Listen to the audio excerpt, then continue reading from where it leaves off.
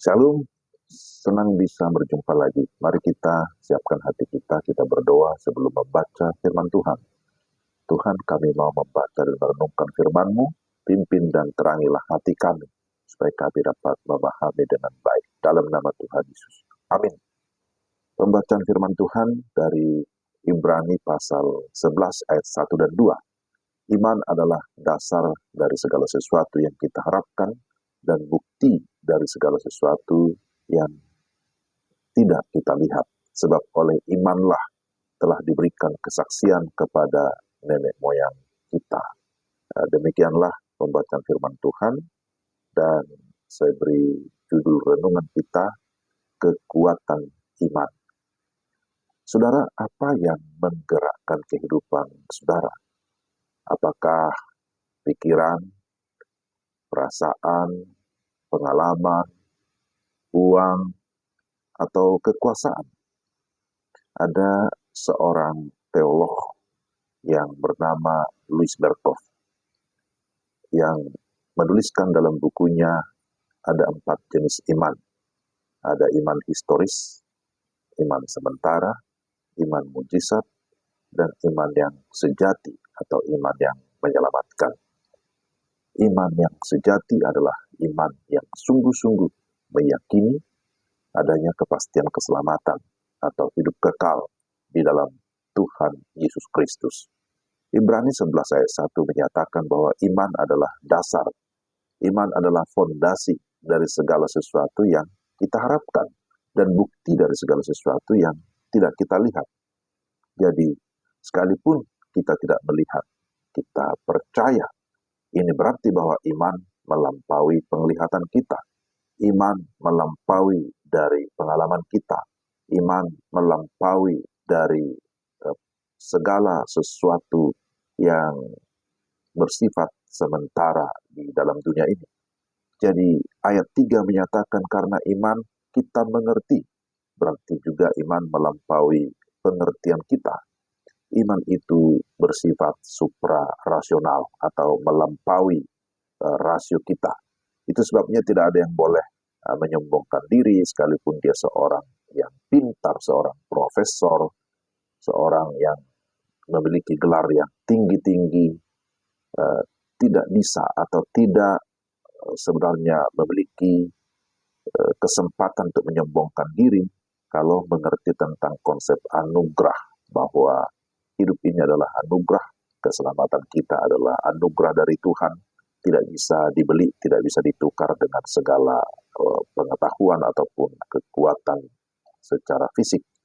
Jadi Ibrani 11 itu mau mengisahkan tentang tokoh-tokoh iman di sepanjang sejarah yang dipakai Tuhan menjadi alat Tuhan untuk menyatakan ataupun menggenapi janjinya, mulai dari Habel sampai kepada para nabi-nabi dalam perjanjian lama.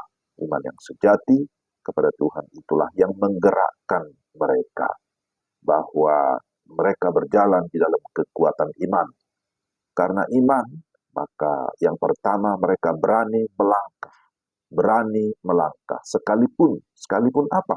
Sekalipun meninggalkan zona aman, ya sekalipun belum tahu zona yang baru, seperti Abraham misalnya, ataupun seperti Musa, tapi mereka berani melangkah karena iman kepada Tuhan. Jadi ini yang pertama, mereka memiliki satu keyakinan bahwa kalau Tuhan yang membimbing, Tuhan yang memimpin, maka di sana akan ada kepastian. Yang kedua, berani menghadapi tantangan. Jadi orang Israel sebagai contoh harus melewati padang gurun, menghadapi musuh-musuh, dan bangsa Israel jikalau dibandingkan dengan bangsa lain di sekelilingnya, ya tergolong kecil. Tetapi karena iman kepada Tuhan, maka mereka terus berani menghadapi tantangan, dan betul penyertaan Tuhanlah yang membuat mereka mengalami kemenangan di dalam segala pergumulan, dalam segala peperangan. Juga selain Musa, ada Yosua dan Kaleb, ada Simpson, ada Gideon, ada Daud, ada Daniel, dan lain-lain. Mereka mengakui bahwa memang ada musuh-musuh yang besar, tapi mereka memiliki iman yang besar kepada Allah yang maha besar.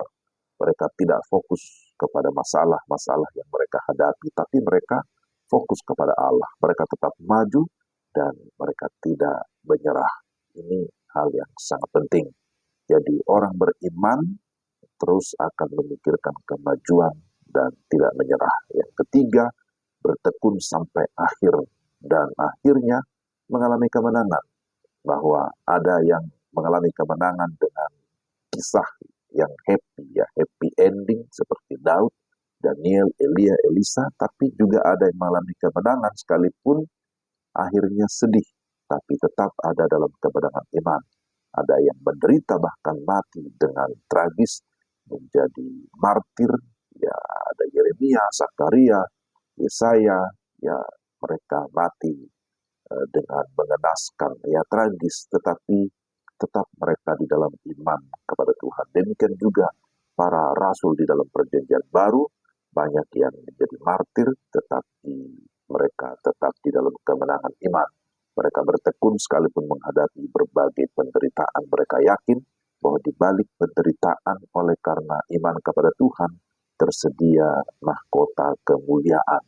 Jadi lebih baik menderita bahkan mati karena nama Tuhan, daripada menyangkal iman kepada Tuhan. Imanlah yang menggerakkan mereka berbuat segala yang baik, terus menyaksikan perbuatan Tuhan yang ajaib. Imanlah yang membuat mereka tetap bertahan dan kuat menghadapi segala tantangan. Dan iman itulah yang memberikan pengharapan yang pasti. Iman itu juga memimpin kepada ketaatan akan firman. Iman yang membuat tetap teguh di tengah berbagai kesulitan. Kiranya saudara dan saya, kita sekalian pun tetap di dalam iman yang sejati, karena iman itu membuat kita tetap kuat. Iman itu menuntun kita kepada ketaatan, dan ketaatan itu pastilah akan mendatangkan berkat-berkat dalam hidup kita. Kiranya Roh Kudus senantiasa memimpin kita, supaya kita dapat berpikir, dapat berkata-kata, bahkan bertindak sesuai dengan iman yang benar, iman yang sejati kepada Yesus Kristus, Tuhan dan Juru Selamat satu-satunya. Mari kita berdoa. Tuhan, terima kasih untuk firman-Mu hari ini. Teguhkanlah kami, kuatkanlah kami untuk kami terus mampu menjalani hari-hari ini, dan kami yakin bersama Tuhan kami akan mengalami kemenangan demi kemenangan. Dalam nama Tuhan Yesus kami berdoa. Amin. Demikianlah renungan kita hari ini. Tuhan memberkati saudara sekalian. Shalom.